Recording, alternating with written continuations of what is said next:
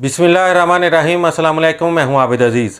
इस वीडियो में मैं पैकाना इंटरनेशनल लेबॉरेटरी जर्मनी की जिस होम्योपैथिक कंपोजिशन को डिस्क्राइब करने जा रहा हूं उसको एटिरस यानी कि PK29 कहा जाता है।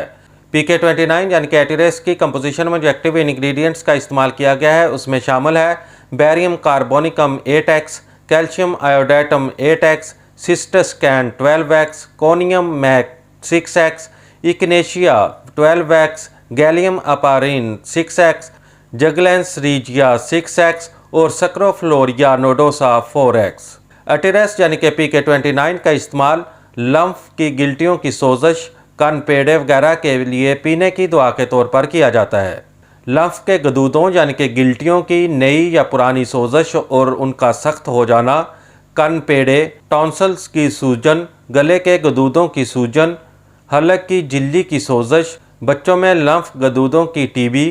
एटिरस यानी कि PK29 पस्तान की गैर मोहलक रसोलियों और सिस्ट में भी बहुत अच्छे नतायज की हामिल दवा के तौर पर जानी जाती है।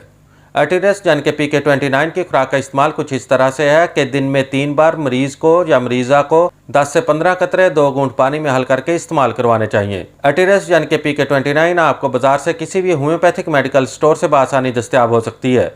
उम्मीद करता हूं कि यह वीडियो आपको अच्छी लगी होगी। अगर वीडियो अच्छी लगी है तो इसको लाइक कर दें। अगर आप मज़ीद किसी होम्योपैथिक मेडिसिन के बारे में इंफॉर्मेशन हासिल करना चाहते हैं तो मेरी रिक्वेस्ट है कि इस चैनल को सब्सक्राइब करने के साथ साथ बेल नोटिफिकेशन को भी ऑन कर लें ताकि मेरी हर नई आने वाली वीडियो का नोटिफिकेशन आपको बर वक्त मिल सके।